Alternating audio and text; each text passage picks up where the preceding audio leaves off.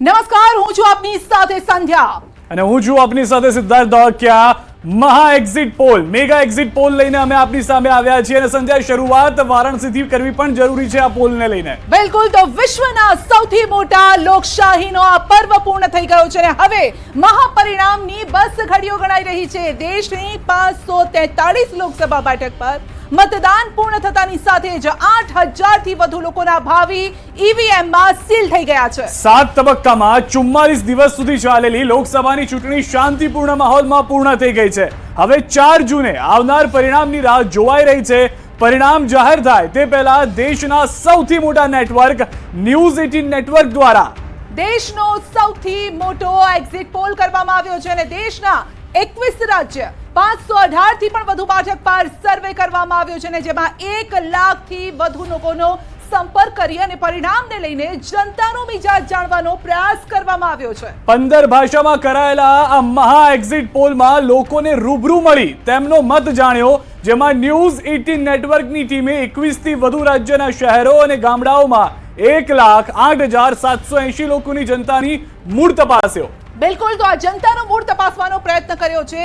એક લોકસભા બેઠકની અંદર 7 માંથી 3 વિધાનસભા બેઠક પર પહોંચી અમારી ટીમ અને જનતાનો મૂળ જાણ્યો છે અને આ વખતની ચૂંટણીમાં કયા મુદ્દાઓ હાવી રહ્યા છે, લોકોએ કયા મુદ્દાઓને ધ્યાનમાં રાખીને મતદાન કર્યું છે અને કયા મુદ્દા પર લોકોએ આગામી સરકાર બનાવવાનું નક્કી કર્યું છે, તે તમામ મુદ્દાઓ પર દેશનો મિજાજ જાણવાનો પ્રયાસ કર્યો છે। ત્યારે હવે તમારે 4 જૂન સુધી પરિણામની રાહ નહીં જોવી પડે। અમે તમારા માટે લઈને આવ્યા છીએ સૌથી લેટેસ્ટ, સૌથી સચોટ ન્યૂઝ 18 નો મહા એક્ઝિટ પોલ। બિલકુલ, મહા એક્ઝિટ પોલ એટલે કે પરિણામ પહેલા જ આ પરિણામની ચર્ચા થશે। કયા રાજ્યમાં કોની સરકાર, કોણ બની રહ્યું છે અને જે સરકાર છે તેની જ પાર્ટી શું ફરી એક વખત તેના સાંસદો જીતીને આવશે, તે પણ એક મોટો સવાલ છે। તમામ મુદ્દાઓ પર આજે આપણે ચર્ચા પણ કરવાના છે। પરિણામ પહેલા પરિણામની ચર્ચા।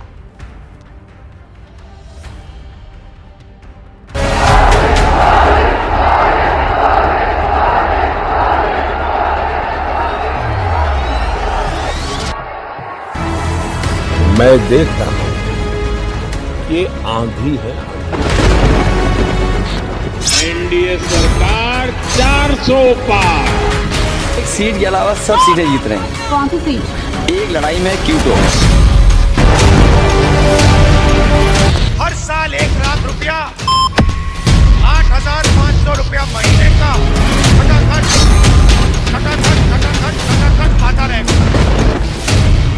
रायबरेली की जनता भी खटाखट भेजेगी घर। बीजेपी हो जाएगा सफाचट। उनका मंगल सूत्र पर उन लोगों की नजर है। मेरी माँ का मंगलसूत्र इस देश को कुर्बान हुआ है। अपने वोट बैंक की गुलामी करनी है तो करें, तो वहां जाके मुजरा करना है तो भी करें। पद की गरिमा रखें, पद की मर्यादा रखें। मुजरा हो रहा है, मुजरा नहीं मेरे भाई। क्या ये महिलाओं का अपमान नहीं है? जिसने खाया है उससे बाहर निकालूंगा। बीजेपी को भी साथ देंगे, ये हमारा वादा है।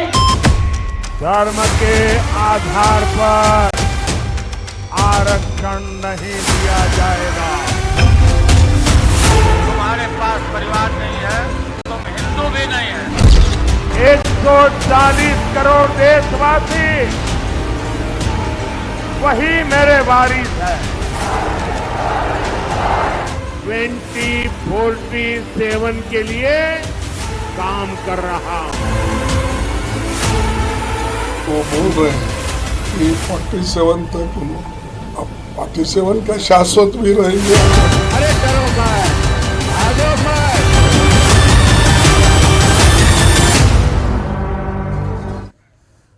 તો એક્ઝિટ પોલ આવે તે પહેલા ઇન્ડિયાને લઈને બેઠક મળી હતી। ઇન્ડિયા ગઠબંધનની આ બેઠકમાં મલ્લિકાર્જુન ખડગે પણ હાજર રહ્યા હતા અને આ બેઠક બાદ કોંગ્રેસ અધ્યક્ષ મલ્લિકાર્જુન ખડગે નવો નારો આપ્યો છે 295 પાર થશે ઇન્ડિયા અલાયન્સ તેવી વાત કરવામાં આવી છે। इंडिया गठबंधन कम से कम 295 सीटें प्लस 295 से ज्यादा आएंगे, कम तो नहीं आएंगे। ये हमने आकलन किया कि सभी हमारे नेताओं से पूछने के बाद ये एक आंकड़ा हमारे पास मिला है और इस आंकड़े में कोई बदलाव नहीं है। आने वाले एग्जिट पोल में इनकी प्रचंड हार होने वाली है और किस मुंह से वो मीडिया को फेस करे, इसलिए एग्जिट पोल की पूरी एक्सरसाइज को ही नकार रहे हैं कि एग्जिट पोल का कोई मतलब नहीं है, 4 तारीख को परिणाम आने हैं। एग्जिट पोल कई समय से चल रहा है, हर बार वो हिस्सा लेते, मगर इस बार हार के कारण एक्सप्लेन न कर पाने की स्थिति में वो इसका बहिष्कार कर रहे हैं। તો 7 તબક્કાનું આ મતદાન 7મો તબક્કો પણ પૂર્ણ થઈ ગયો છે। વારાણસીમાં પણ મતદાન પૂર્ણ થઈ ચૂક્યું છે। તો વારાણસીથી ત્રીજી વાર મેદાને છે પીએમ નરેન્દ્ર મોદી અને વારાણસીમાં સરેરાશ 58%થી વધુ મતદાન થયું છે। દેશમાં લોકસભાની ચૂંટણી પૂર્ણ થઈ ગઈ છે। 7 તબક્કામાં આ ચૂંટણી યોજાઈ હતી। પીએમ મોદી સહિતના નેતાઓનું ભાવિ પણ ઈવીએમમાં સીલ થયું છે। વારાણસીની જો વાત કરીએ તો પછી પ્રધાનમંત્રી નરેન્દ્ર મોદી અહીંયાથી સતત ત્રીજી વખત ચૂંટણી લડી રહ્યા છે અને જીતનો દાવો પણ એટલો જ હાઈ કરવામાં આવ્યો છે। સૌથી વધારે મહત્વની વાત સંધ્યા, જે અત્યાર સુધીનો આંકડો છે મતદાનનો તે 58% વારાણસીમાં સરેરાશ મતદાન થયું હોવાની જાણકારી છે। દેશમાં લોકસભાની ચૂંટણી પૂર્ણ થઈ છે અને સૌથી વધારે મહત્વની વાત શાંતિપૂર્ણ માહોલમાં પૂર્ણ થઈ ચૂકી છે સંધ્યા। એક બે નાની મોટી જગ્યાને બાકાત કરતા કોઈ પણ જગ્યા એવી પરિસ્થિતિ નથી થઈ કે જે ભૂતકાળમાં આપણે જોતા આવ્યા છીએ। દેશની જનતાએ પણ આ વખતે લોકશાહીના મહાપર્વને તેવી રીતે વધાવી લીધો છે અને તેની સાથે બંને પાર્ટી તરફથી પોતાની જીતના દાવા अलग अलग बैठकों पर अलग अलग बैठकों आंकड़ा साथे। एक तरफ इंडिया अलायंस कही रह्યું છે 295 થી વધારે, તો તેનાથી 100 સીટ વધુ કહેવાનું છે એનડીએનું। તેઓનું કહેવું છે કે અબકી બાર 400 પાર। અને અહીંયાથી સૌથી વધારે મહત્વની વાત સંધ્યા કે જ્યાં આગળ છેલ્લો તબક્કો પૂર્ણ થયો મતદાનનો, ત્યાંથી ખુદ પ્રધાનમંત્રી ત્રીજી વખત પોતાના ભાવિનો ફેસલો જનતાના હાથમાં આપી ચૂક્યા છે। બિલકુલ, અને આ વખતે બંને પાર્ટી તરફથી કહેવામાં આવ્યું છે કે આ વખતે ચૂંટણી જનતા લડી રહી છે। જોવાનું રહેશે કે આ જનતાનો મૂડ કયા પ્રકારનો રહ્યો છે અને એ જ એક્ઝિટ પોલ, મહા એક્ઝિટ પોલ લઈને આવી રહ્યું છે न्यूज 18 नेटवर्क वाराणसी थी। उपेंद्र, वाराणसी से उपेंद्र हमारे साथ जुड़ गए हैं। जी उपेंद्र, आखिरकार लोकसभा चुनाव खत्म हुआ है, 7वां तबक्का भी खत्म हुआ, वाराणसी का मिजाज क्या कह रहा है?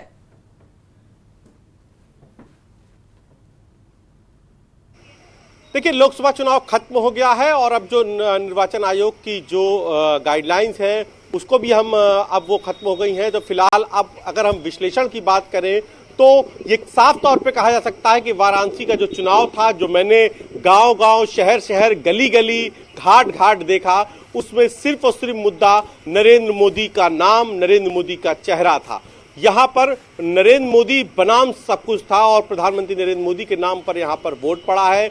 जो मैंने लहर देखी वो भी प्रधानमंत्री नरेंद्र मोदी के नाम की देखी। हालांकि जब तक नतीजे नहीं आ जाते जब तक हम कुछ भी नहीं कह सकते, क्योंकि कांग्रेस की ओर से उनके प्रदेश अध्यक्ष अजय राय थे यहाँ पर जो मुकाबला करता दिखे। लेकिन प्रधानमंत्री नरेंद्र मोदी के 10 साल का जो काम था, जो उनकी प्रेजेंस थी वाराणसी में, वो मुझे यहाँ वोटरों के बीच में उसका जो इमेज थी प्रधानमंत्री नरेंद्र मोदी की वो और मजबूत दिखी बशर्ते 2014-2019 के मुकाबले। तो यानी कि जो एंटी इनकम्बेंसी होती है किसी भी जीते हुए प्रत्याशी की, वो मुझे बिल्कुल नहीं दिखी, बल्कि उल्टे प्रधानमंत्री नरेंद्र मोदी का जो लोकप्रियता थी वो बढ़ी दिखी मुझे। दिन भर यहाँ पर चाहे वो शहर की बात कर ले, चाहे वो गांव की बात कर ले, चाहे वो 5 विधानसभा जो वाराणसी लोकसभा के अंतर्गत आती है, उन सभी में मैंने देखा, वोटरों से बात की तो मुझे समझ में आया कि जो प्रधानमंत्री नरेंद्र मोदी के द्वारा जो वाराणसी में विकास कार्य कराए गए थे उससे काफ़ी ज़्यादा प्रभावित थे यहाँ के वोटर्स। मौसम का मिजाज तल्ख था, बावजूद इसके वोटर्स बड़ी संख्या में निकले और अनुमान लगाया जा रहा है कि जब 6 बजे तक पूरा वोटिंग परसेंटेज आएगा तो ये आंकड़ा 60 के पार कर जाएगा। 60 का आंकड़ा पार करने का मतलब जो प्रधानमंत्री नरेंद्र मोदी के समर्थक नेता बीजेपी के जो कह रहे हैं कि इस बार वाराणसी में 10 लाख पार, तो 10 लाख तो नहीं, लेकिन इस बार जो लीड होगी वो इस बार 2019 के मुकाबले ज्यादा होगी। 2019 में ये लीड करीबन 4.25 लाख थी, तो ऐसे में इस बार की ये लीड ज्यादा भी हो सकती है, क्योंकि जिस तरीके से बड़ी संख्या में वोटर्स निकले। मैं इस वक्त वाराणसी के एक बूथ पर हूं, जहां पर अब यहां पर मतदान खत्म हो गया है। जो लोग भी अब अंदर हैं वही लोग अब केवल वोट डाल पाएंगे। बाकी अब यहां पर वाराणसी की सभी बूथों पर, सभी मतदान केंद्रों पर अब मतदान खत्म हो गया है। तो वाराणसी का पूरा चुनाव प्रधानमंत्री नरेंद्र मोदी के चेहरे पर लड़ा गया। न केवल वाराणसी बल्कि पूर्वांचल, पूर्वी उत्तर प्रदेश।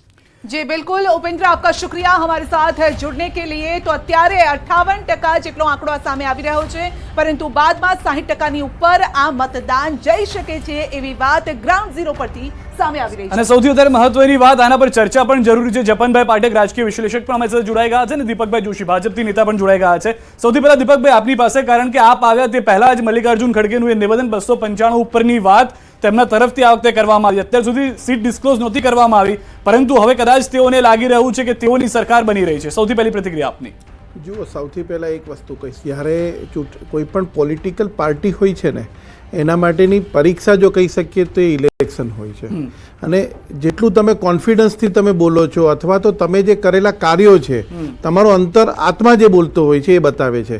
એમણે ઇલેક્શન પૂરું થયું પછી પોતે આંકડો બોલ્યા છે, જ્યારે અમે પહેલેથી કરતા હતા, કારણ કે અમે જે કામગીરી કરીને જે પ્રજાના પ્રશ્નોને જે વાચા આપી છે એના ઉપરથી અમને સ્પષ્ટ લાગતું હતું કે આ વખતે પણ અમારી 400 પાર થશે, એમાં કોઈ શંકાને સ્થાન નથી। નહીં, એટલે ઇલેક્શન પછીનો જે આંકડો છે એ કોંગ્રેસે આપ્યો છે। ઇલેક્શન પછીનો એટલે મતદાન પૂર્ણ થયા પછી પણ તમે એ આંકડા ઉપર સ્ટ્રિક્ટ છો, બીજેપી આંકડા પર યસ 400 પાર અમે પહેલેથી જ કહેતા આવ્યા છે અને હજી પણ એ જ છે। જી, કારણ કે ઘણી વખતે જપનભાઈ એવું પણ જોવા મળ્યું કે 370 ની આસપાસ આ આંકડો આવી શકે છે। શું લાગે છે હવે મતદાન પૂર્ણ થઈ ચૂક્યું છે?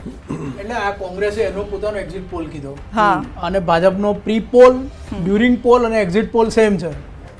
જે એમણે કહ્યું કે અમારો તો એનો એ જ આંકડો છે કે અત્યારે ઓપન ગ્રાઉન્ડ છે, જ્યાં સુધી રિઝલ્ટ ના આવે ત્યાં સુધી બધાને બધું જ બોલવાની છૂટ છે, દરેક દાવા કરવાની છૂટ છે। એકચ્યુઅલ રિઝલ્ટ ચોથી આવશે, અને હવે જ્યારે ચૂંટણી પૂરી થઈ છે ત્યારે આજે કેટલાક નિવેદનો પણ સૂચક છે, જેમ કે સમાજવાદી પાર્ટીના જે લીડર છે અખિલેશ યાદવ, જે એમ કહેતા હતા કે 1-2 સીટ ભાજપ જીતશે, એટલે વારાણસી એમનો ઈશારામાં કહેવું હતું, તેઓ આજે કહે છે કે અમે 25 સીટો જીતવાના છીએ। એટલે એમણે તો એમનું સ્કેલ ડાઉન કર્યું છે।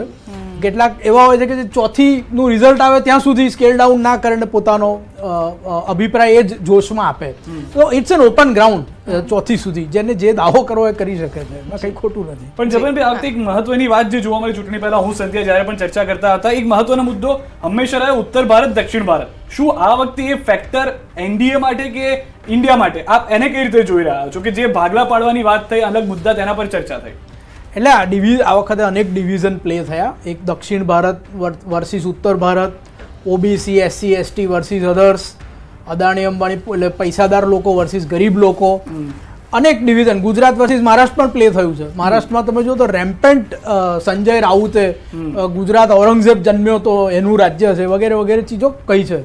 તો અનેક ડિવિઝન પ્લે કરવાનો આ વખતે પ્રયત્ન થયો છે, અને એ જ જોવાનું છે કે વેધર ડિવિઝન્સ વિન કે એક યુનિફાઈંગ ફેક્ટર એની ઉપર જીતે છે। જ્યાં સુધી તમારું સાઉથ અને નોર્થનો સવાલ છે, કર્ણાટકમાં ભારતીય જનતા પક્ષને માત્ર નરેન્દ્ર મોદી આવ્યા એ પછી નહીં, 2009માં તો ભાજપનું ખૂબ ખરાબ પ્રદર્શન હતું, પણ 2009માં પણ કર્ણાટકમાં સિગ્નિફિકન્ટ ડબલ ડિજિટમાં સીટ્સ ભાજપને મળી હતી।